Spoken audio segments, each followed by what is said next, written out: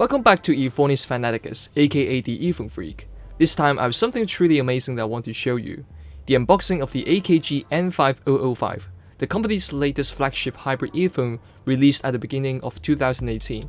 And something you might notice if you've seen my other unboxing before is that this time I'm shooting the video in a different location.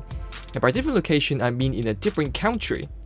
I shot this when I stayed in Japan back in July, and this is a lodge I stayed in while visiting Fujinomiya.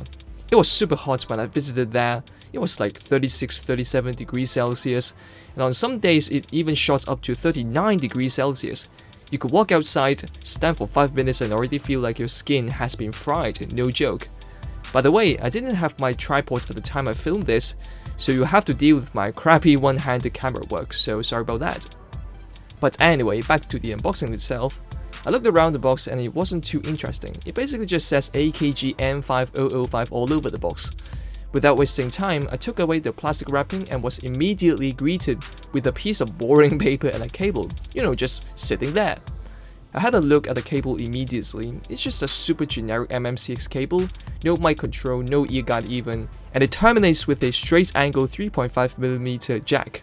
It's not even thick or anything, so really, it is by no means an audiophile cable. But I do like extra cables, so whatever. At least the cable does look nice, with the gunmetal colored, metal parts. Next to it is a booklet that basically tells you the product has passed QC and you can use it to register for warranty. Underneath it is a manual. I didn't pay much attention to it, but I did notice the Bluetooth logo and a list of compatible Apple devices.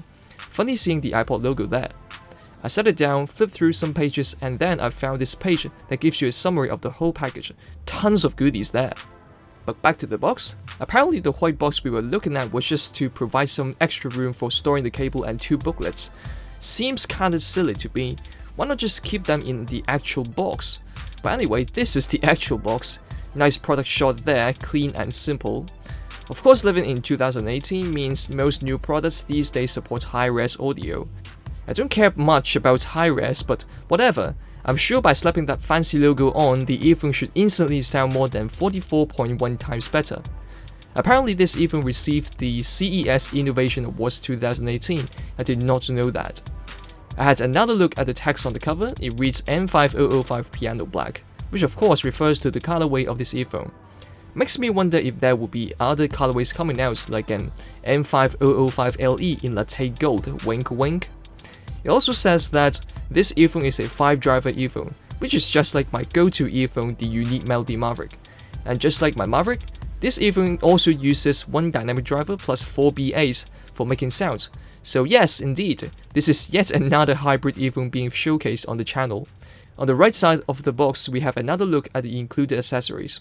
It says it comes with 3 detachable cables, but actually there are 4, one of them being the one we looked at earlier. I'm not sure why this is, but maybe the cable we saw just now was just an afterthought from AKG's side. I'm not complaining though, I love extra goodies. Flip the box around and there is another image of the earphone, but this time the ear tip is labeled Eartips Spin Fit. Yes, this earphone does come with spin fit, which of course we'll look at later on. On the top left corner there's the description about the driver configuration again. But beneath that, we can see 4 black circles that represent the 4 different acoustic filters that also come with the earphone. AKG fans should be used to this by now, but this time we have a new filter called Mid-High, which is something we didn't see with the K3003. At the bottom, we can see some interesting specs about the earphone. Well, I think they're interesting anyway. Of course, being a high-res earphone, the frequency response must be able to reach at least 40 kHz, which the N5005 is capable of. Impedance is 18 ohms, which is somewhat demanding, but not really. Sensitivity is very high at 116 decibels, though not as high as the previous flagship K3003 at 125 decibels. So this earphone in theory should be pretty loud, but not as revealing when it comes to hissing noises due to poor source. I turned the box around again to try to see if there is anything else that's actually interesting, but I didn't find any, so I'll just continue with the unboxing. Of course, since I was shooting this with one hand, it was a lot more difficult to try to do unboxing, so I struggled quite a bit. The tight spaces inside didn't help either, but with some dedication, I finally took the black box out, and I was greeted by the product's name again. It's there just in case we forgot what we are unboxing, as well as what looks to be I don't know, patterns on the outsole of shoes. It's a really strange design choice that I don't quite understand, but anyway, moving on. I removed the lid of the black box and found a sheet of translucent plastic. It turns out to be a product description of the earphone itself, and it also speaks of AKG's company's history. It's the kind of generic statements you expect to see, long history of audio product design, use of high quality materials, fantastic tuning. I mean, everybody pretty much says the same thing, so it really isn't worth the time reading through the whole thing. Though I have to quickly point out the last paragraph. Be prepared to discover details you didn't know existed, and to unveil every little subtlety of a soundtrack. That pretty much sums up my experience with this earphone. It's almost magical, really. I also like how outrageous the last sentence is. Surrender to a superior listening experience. I returned to the box after reading through what's practically AKG's way of jerking off to themselves, and found a black carrying case. It has a reflective metal plate that has the serial number of the earphone printed on. Mine's 05030, not a crazy number. 05005 would be pretty neat though. There's another metal plate on the top right corner, and it's basically the same thing. But below it is what you have all been waiting for, the earphone itself. They aren't connected to any cable yet, so you're supposed to choose a cable you want to use on your own before your first listen. I also found the filters I talked about before. You might notice the reference sound filters missing, but that's because they are already on the earphone from factory. I took out the carrying case for a look. It's a matte finish, pill-shaped carrying case with a zip for opening the case. The plastic is somewhat rigid but not hard, so I don't expect it to be as durable like those Pelican cases. Inside we can see two netted compartments. They're kinda useful for storing extra ear tips, I guess. I also took out the earpieces for a closer look. As you can see, it has a black reflective plate on the outward side that's made of ceramic. The ceramic is supposed to lower resonance and of course make the earphone more attractive looking. The medial side, however, is made of a matte black plastic that doesn't show oil marks easily. The N5005 uses MMCX connection, meaning when the cable breaks, you just need to replace it with another MMCX cable. Here's another closer look at the sound filters. There are 4 sets of filters to choose from: bass boost, reference sound, which are already on the earphone, mid-high boost, which is something new from the K3003, and high boost. Of course, as I explained in my previous unboxing, these filters don't boost sounds, but rather they dampen other frequencies to make certain sounds more prominent. Should have maybe also put back the reference sound filters for a look though. I decided I wanted to find out where the cables are, so I took out the whole assembly and set it aside for now.